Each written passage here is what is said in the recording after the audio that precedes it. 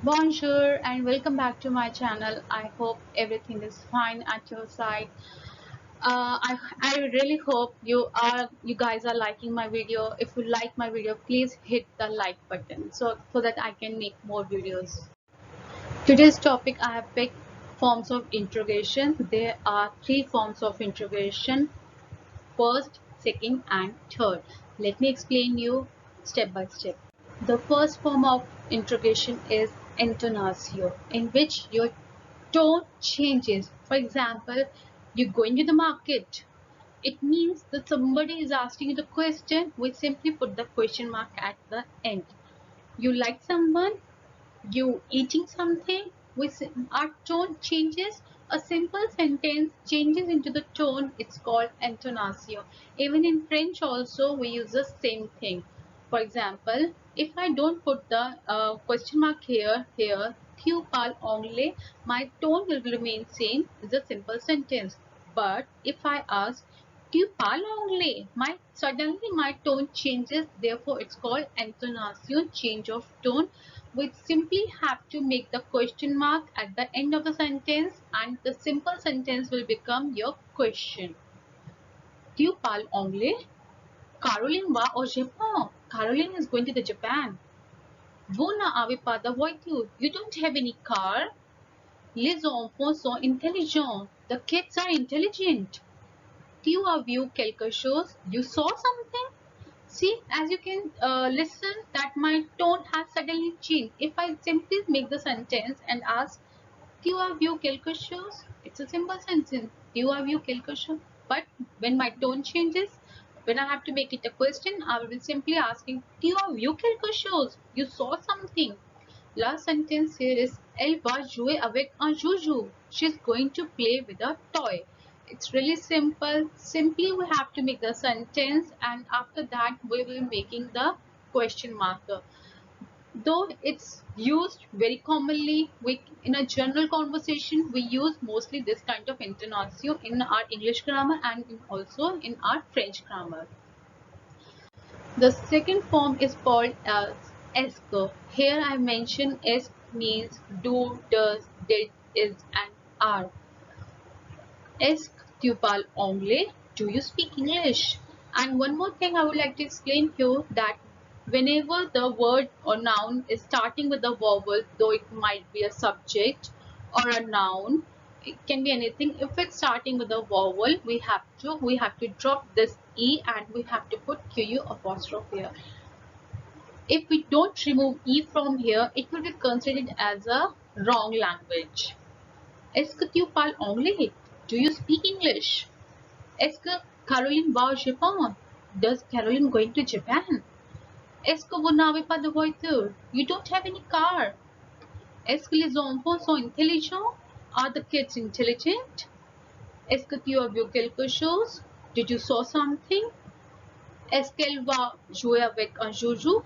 Is it that she's going to play with a toy? Here you can see I have dropped e from here so that it should be a grammar. It should be a complete grammar. Est-ce que Anita va au cinema? Is Ankita going to China? Is that Ankita is going to China? That's why we are putting S here without E, because it's starting with a vowel. The last inversion is the third form of interrogation. We are simply interchanging the position of the subject with the verb, and at the last we are putting the question mark. As we use in English, are you going to the market? Are you coming from somewhere?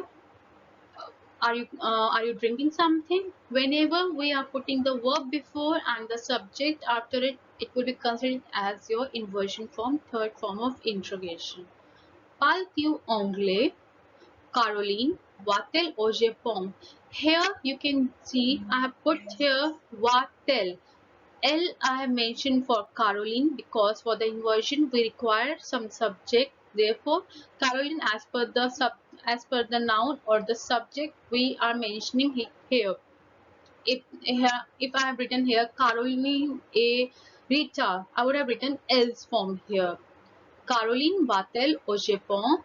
And in between you can see we need to put the in between whenever we are using the third form or the inversion form, and at both the side there are vowels. In between we have to put T.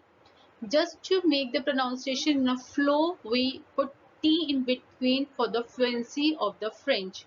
If I'm not putting T in between here, it will be called, it will be pronounced as va l au Japon, which is not very much musical or in a fluency way for the French people. Therefore, they add T in between in the inversion form. N'avez-vous pas de voiture? You don't have any car. Therefore, you can see here I haven't put any the in between because they both are not ending with vowels. Les enfants sont-ils intelligents? The kids or the students are intelligent. I'm asking the question. Here again I have used is form because kids are masculine plural, and here you can see I haven't put any the in between because one is consonant and another is vowel. Therefore, there is no use of putting any of the in between for the fluency. Atiu view quelque chose? Did you saw something? Here again, here I haven't mentioned any the in between, though therefore as they are not ending with the vowels. Vas-tu jouer avec un joujou? Ankit, Vatil or Sheen. Here I have using the in between because they both are ending with the vowel. Therefore, I am using the in between just for the fluency of the pronunciation. Again, in the last sentence also, we are using Natil pa the portable. Again, we are using the in between just for the fluency and nothing more than that. This third form is usually used in our written language. The first form is usually used in first and second form is very much useful in our in a day-to-day life when we are making any conversation, and we consider third form as our written language. It's much more used for the written language. If you like my video and want more videos like this, please hit the like button. Thank you.